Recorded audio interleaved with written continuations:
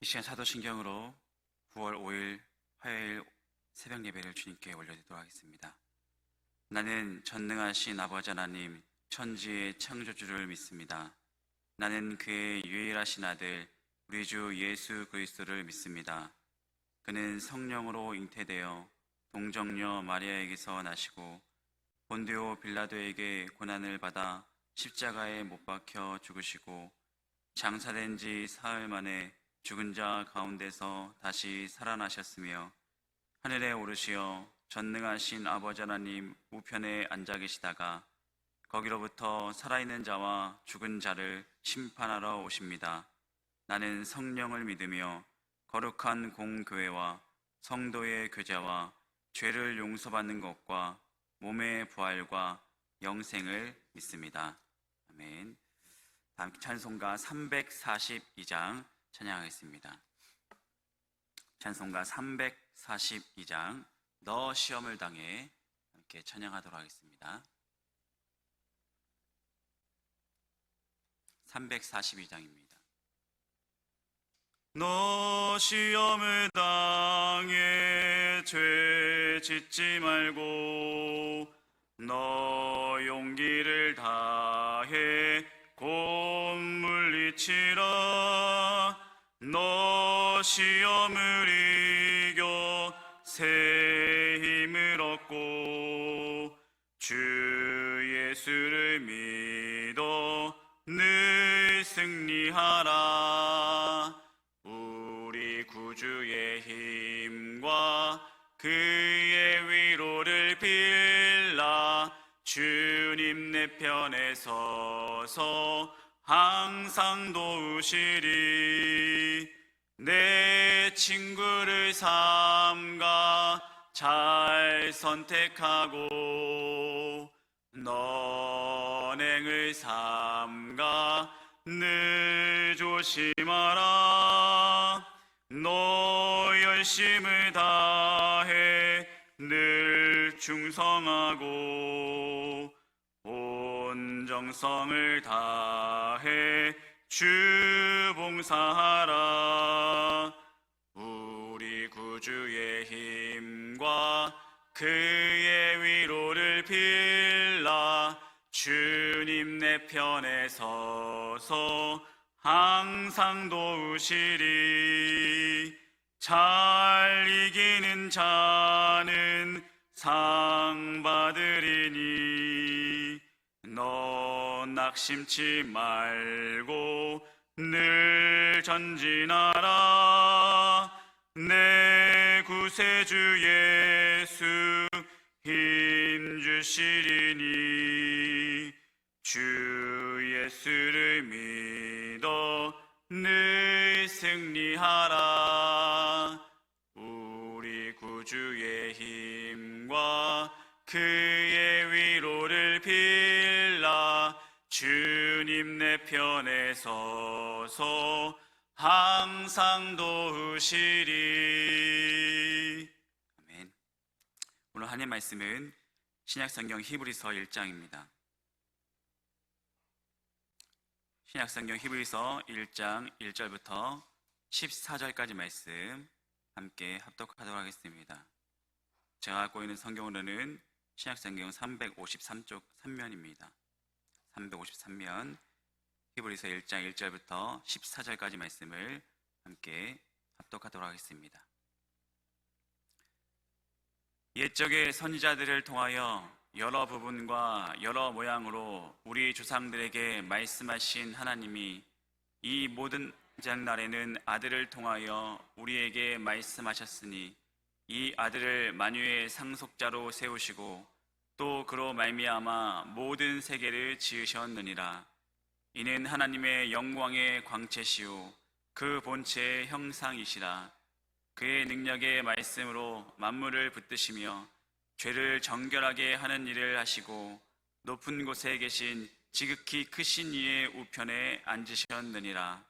그가 천사보다 훨씬 뛰어남은 그들보다 더욱 아름다운 이름을 기업으로 얻으심이니 하나님께서 어느 때 천사 중 누구에게 너는 내 아들이라 오늘 내가 너를 낳았다 하셨으며 또 다시 나는 그에게 아버지가 되고 그는 내게 아들이 되리라 하셨느냐?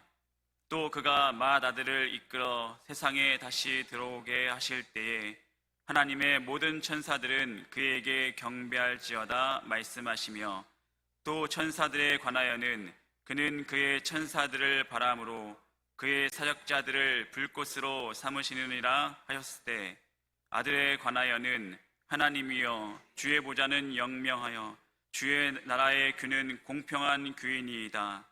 주께서 의를 사랑하시고 불법을 미워하셨으니 그러므로 하나님 곧 주의 하나님이 즐거움의 기름을 주께 부어 주를 동류들보다 뛰어나게 하셨도다 하였고, 또 주여 태초에 주께서 땅의 기초를 두셨으며 하늘도 주의 손으로 지으신 바라.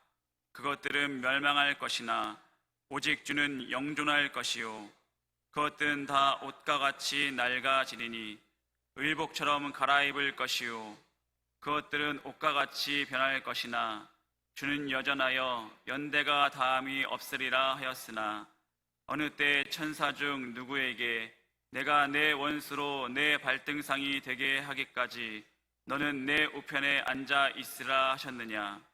모든 천사들은 섬기는 영으로서 구원받을 상속자들을 위하여 섬기라고 보내심이 아니냐. 아멘. 이 시간 히브리서 1장으로 성도들에게 쓰는 편지라는 제목으로 하나님 말씀 전하도록 하겠습니다. 예수님 믿는 삶이, 그리고 또 성도들의 삶이 어떤 것 같습니까? 얼마 전에도 어떤 분이 신앙생활이 참 힘들다고 하시면서 눈물 흘리던 분을 뵌 적이 있습니다. 내가 해야 할 일이 지금도 너무나 많이 있는데 믿음을 지켜내기가 너무 힘들다라는 것입니다. 삶 가운데 너무 힘든데 내가 이렇게 신앙생활 하는 것도 나에게 짐이 되는 것 같아서 너무 힘들다라고 하면서 눈물을 흘리는 분을 뵌 적이 있습니다. 우리 성도들의 삶이 세상에서 본다고 한다면 이해가 되지가 않죠. 왜 그렇게 힘들게 살아갈까? 성도의 삶은 성경에서도 희생하라 그러고 더 감싸주라고 하고, 그러고 보면 예수님 믿지 않는 사람들은, 세상 사람들은 이 성도들 바라보게 될 때 평안보다는 저 사람들은 참 고통 속으로, 고난 속으로 들어가는 사람들 같다라고 말하는 것 같습니다. 그래서 여기 계신 분들도 신앙생활을 그래도 참 오래 하신 분들이실 텐데 이제는 고난이 좀 익숙해지고 견뎌낼 수 있는 그런 시간이 됐으면 좋겠는데, 지금도 문득문득 찾아오는 이 어려움과 고난은 여전히 신앙생활을 아무리 오래 하더라도 여전히 힘들 수밖에 없는 것 같습니다. 신앙생활을 아무리 오래 해도 우리 고난 가운데 넘어질 때가 너무 많다라는 것입니다. 왜 이렇게 고난이 힘들까요? 어려움은 왜 우리에게 너무나 짐이 될까요? 그렇게 거룩한 성도로 열심히 신앙생활을 해도 고난은 여전히 생겨나는데, 더욱이 고난을 이기는 특별한 방법이 존재하지 않기 때문에 우리 성도들도 고난은 너무나 힘들다라는 것입니다. 그러니까 고난은 그냥 우리들도 견딜 수밖에 없다라는 것입니다. 특별한 방법이 없습니다. 그렇다면 고난이 왔을 때 우리는 어떻게 해야 될까요? 중요한 것이 이 고난을 견디는 방법을 우리가 깨달아야 된다는 것입니다. 고난은 우리가 이길 수 없기 때문에 고난을 어떻게 잘 견디는 것이 중요하다라는 것입니다. 그래서 어떤 식으로 견뎌내느냐에 따라서 고난을 극복한 이후에 우리가 다시 또 신앙생활이 다시 변화될 수 있다라는 것입니다. 그래서 어떤 분들은 고난을 견딜 때 자신의 경험으로 이렇게 해봐라, 어떤 삶이 도와줄 것이다 라는 방법을 말해줄 수 있습니다. 마찬가지로 그렇다면 우리 성경을 봤을 때도 마찬가지고 우리가 믿음 생활할 때도 마찬가지고 고난을 잘 견뎌낸 분, 먼저 고난을 잘 견뎌낸 분을 우리가 찾아가면 된다라는 사실입니다. 어떻게 이 고난을 견뎌내고 잘 극복하시는지를 우리가 발견할 수 있다라는 사실입니다. 그 고난을 잘 견뎌낸 분이 누구실까요? 바로 우리 주님이실 것입니다. 고난을 가장 잘 먼저 극복하시고 부활하시고 승리하신 그 예수 그리스도의 가르치셨던 그 길을 우리가 성도를 잘 따라간다고 한다면 우리가 고난을 잘 견뎌낼 수 있고 극복할 수 있다라는 사실입니다. 이런 관점에서 히브리서를 바라보게 되었고 묵상하게 되었습니다. 먼저 히브리서의 저자를 살펴보시면 히브리서의 저자는 정확하지 않습니다. 누가 썼는지를 밝히지 않습니다. 어떤 분은 바울이 썼다 그러고 바나바, 아볼로 혹은 누가라고 말하는 사람이 있지만 누가 썼는지는 아직도 잘 모릅니다. 다만 유대 전통과 구약 성경을 잘 알고 있는 사람이 썼을 것이다. 이것은 확실하고, 그러면서 헬라 문화와 헬라어를 잘 아는 사람이 썼을 것이다. 또한 히브리서를 보시면 바울의 생애와 사상을 잘 알고 있고 또한 디모데와 친분이 있는 사람이 썼을 것이다 라는 것을 알 수가 있다는 것입니다. 그리고 직접적으로 목회를 하지 않는 사람이 히브리서의 내용과 역사적인 내용의 자료를 통해서 목회를 하지 않는 사람이 썼을 것이다 라는 내용을 우리가 알 수가 있습니다. 아무튼 누가 썼는지는 알 수가 없습니다. 기록된 시기와 기록된 장소 또한 분명하지 않습니다. 다만 기록된 것으로 성전에서 여전히 제사를 드려지는 것을 보아서 예루살렘이 멸망되기 전에 주후 60년 후반에서 70년 사이에 기록된 것으로 추정하고 있습니다. 그런데 확실한 것은 있습니다. 제목이 히브리서죠. 히브리서.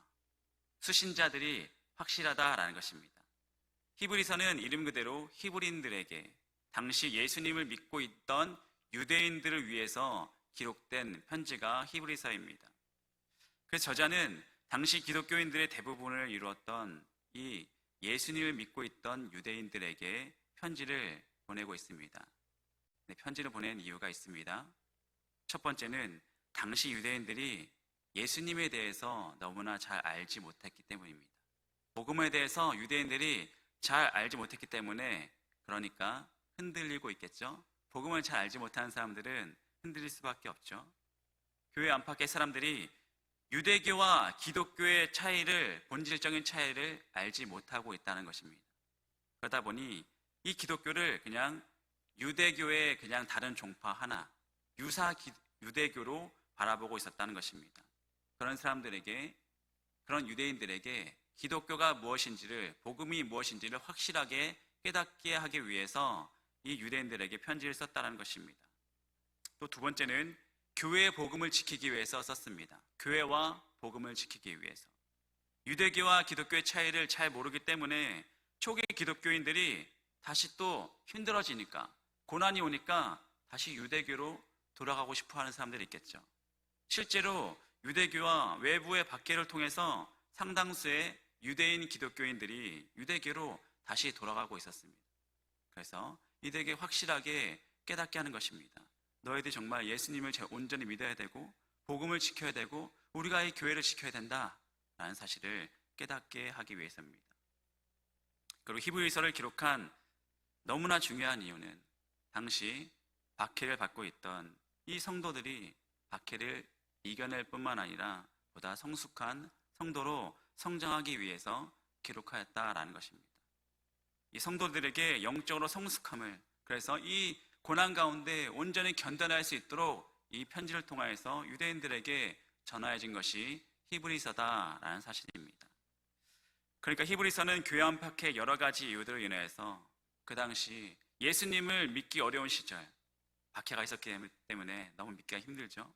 신앙이 변질되기 너무 쉬운 시절, 초기 기독교이기 때문에 성도들이 신앙적으로 동요를 맞고 신앙과 이 복음의 신학을 보호하면서 유대주의자들로부터, 또한 종교적인 박해로부터, 로마의 제국으로부터 이 성도들을 온전히 지켜나가기 위해서, 성장케 하기 위해서 쓴 것이 히브리서라는 것입니다.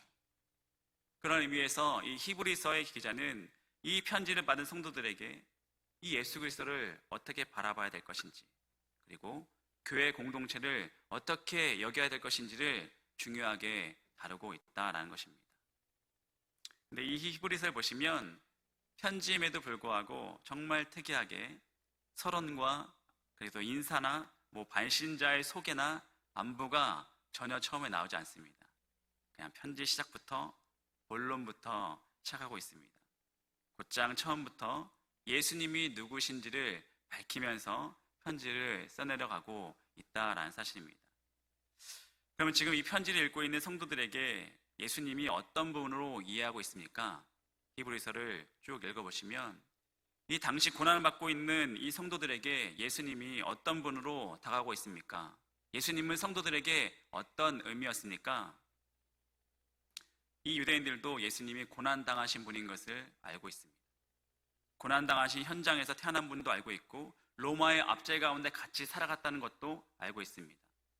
예수님은 말구에서 태어나셨고 가난한 목수의 아들로 태어났다는 사실을 이들이 잘 알고 있습니다.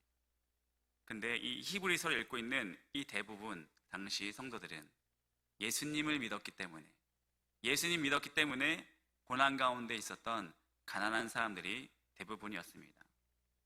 당시 로마 압제 상황에서 황제 숭배를 거부하고 지하로 숨어들어서 예배드리는 성도들은 당연히 장사도 못했겠죠. 생계활동도 못했겠죠.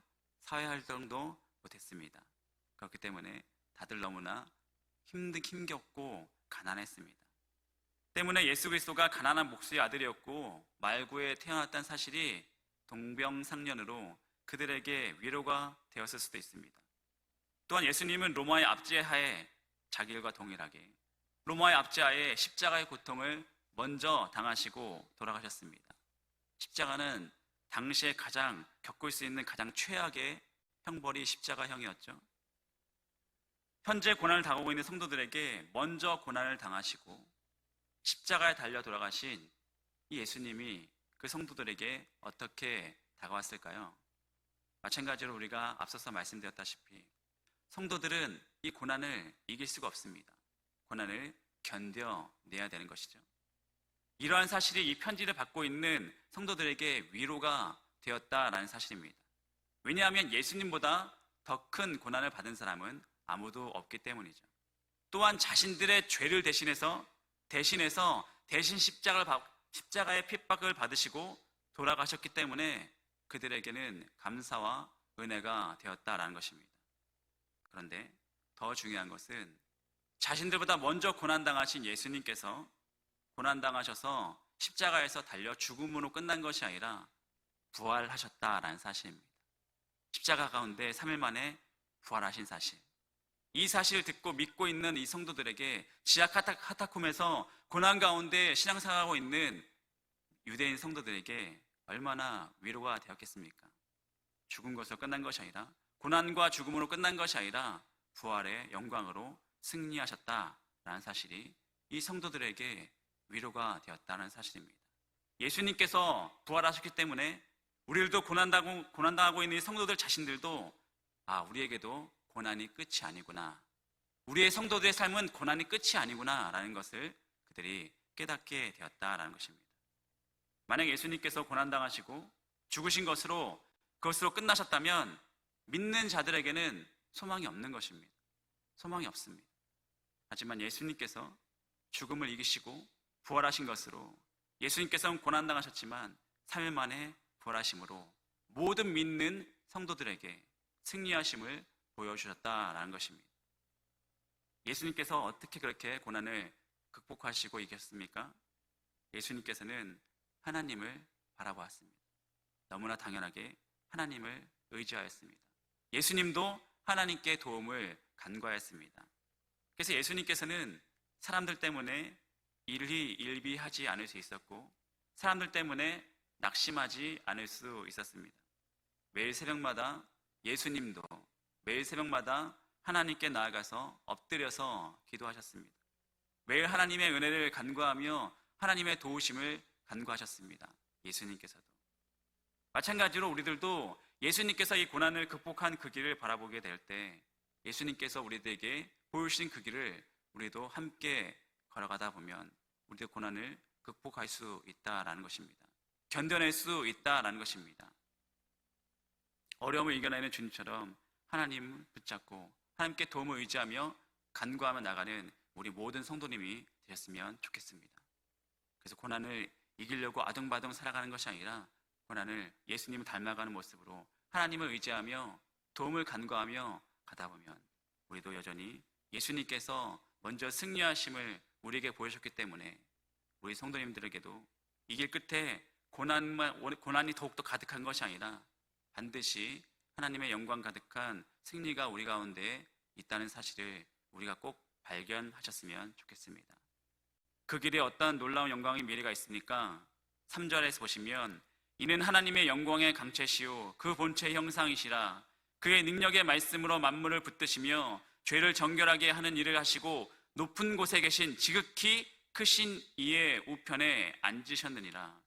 예수 그리스도께서 고난 가운데 먼저 승리하시고 극복하시고 난 다음에 하나님의 보좌 우편에 앉으셔서 영광을 받는 그 자리에 계셨다라는 사실을 이 히브리서를 듣고 있는 유대인들이 바라보게 되었습니다. 당시 고난을 당하는 초대교회 성도님들도 자신들의 고난 끝이 예수님이 먼저 승리하신 예수님이 하늘 보좌 우편에 앉아 계신 것을 그들도 이제 바라보면서 살아갈 수 있게 되었다라는 사실입니다. 그렇기 때문에 당신들도 걱정하지 말고 이 고난을 담대하게 이겨나갔으면 좋겠다라는 것이 히브리서 기자가 당시 유대인들에게 말하고 있는 중요한 내용입니다. 우리에게도 마찬가지입니다. 우리가 지금 겪고 있는 고난이 정말 너무나 크고 거세다 할지라도 주님과 함께 이 고난의 자리를 견뎌하다 보면 영광의 자리에 우리가 어느덧 서게 된다라는 것을 이 히브리서 기자가 그 당시의 성도들뿐만 아니라 우리들에게도 전하고 있는 사실이다라는 것입니다. 그래서 이 히브리서 기자는 이후에도 이 고난 가운데 있는 성도들이 어떻게 신앙생활을 해야 될지를 권면하면서 예수님이 어떠한 분이신지를 밝히고 있습니다. 고난당하신 성도들이 자신이 믿어야 될 예수님이 어떤 분인지를 확실히 알고 예수님의 성육심과 죽으심 그리고 대제사장들의 독특한 관점과 새 약속과 옛 약속의 과제들 그들이 흔들리지 말아야 될 것들을 분명하게 밝히면서 신앙생활 가운데 너무나 중요한 부분들을 성도들에게 밝히고 있는 부분들이 이 히브리서라는 것입니다. 그 당시 편지를 읽고 있던 이 고난 가운데 지하 카타콤 가운데 있던 성도들이 이 히브리서를 통하여서 많은 위로와 깨달음을 얻게 되었다라는 사실입니다. 그래서 말씀을 마무리하면서 오늘도 우리들에게 원치 않은 어려움들이 있을 수 있습니다. 지금도 힘들 수 있을 수밖에 없습니다. 가정 가운데 자녀들 가운데 우리가 여전히 너무나 애타고 애절하게 기도하는 제목들이 너무나 많을 수 있습니다. 그러나 우리가 기억해야 될 것은 이미 우리보다 먼저 더 큰 고난과 우리의 모든 질고를 담당하신 예수님께서 어떻게 이 고난을 견뎌 나갔는지를 우리가 깨달았으면 좋겠습니다. 이 고난 가운데 우리와 늘 함께 하시는 분이 계시다는 사실이 우리에게 꼭 기억됐으면 좋겠습니다. 하나님을 바라보게 하시며 하나님을 의지하며 하나님을 도움을 구하면서 이 고난 가운데 어려움 가운데 이것을 넉넉히 견뎌 나갈 수 있도록 오늘도 하나님을 의지하며 기도할 수 있는 귀한 시간이 되었으면 좋겠습니다. 그래서 오늘도 말씀을 묵상하시면서 주님께 부르짖어 기도하시면서 주님께 주시는 위로를 구하고 성령 충만을 구하시면서 오늘도 주님께서 주시는 능력과 힘을 통하여서 넉넉히 이겨나갈 수 있는 하루가 되시기를 주님의 이름으로 축원드립니다. 기도하시겠습니다. 할렐루야. 주께 찬양과 영광을 돌립니다. 이 시대에도 교회 안팎에 여러 가지 어려움들이 있습니다. 여전히 예수 그리스도를 믿기 어려운 너무나 어려운 시절입니다.